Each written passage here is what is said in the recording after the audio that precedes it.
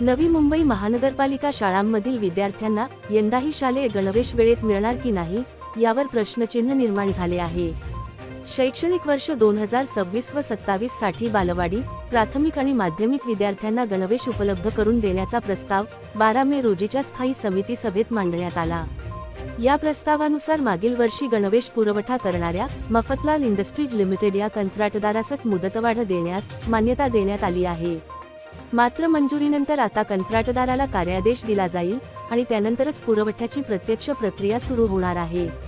त्यामुळे शाळा सुरू होण्यापूर्वी विद्यार्थ्यांना गणवेश मिळण्याची शक्यता धूसर झाल्याचे दिसते।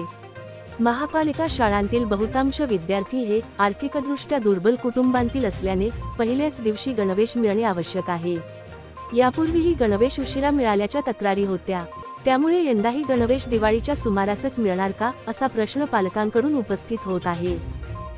व्हिडिओ जर्नलिस्ट अथर्व सोबत सुदीप गोलप यांचा रिपोर्ट, पालिका प्रशासन, नवी मुंबई।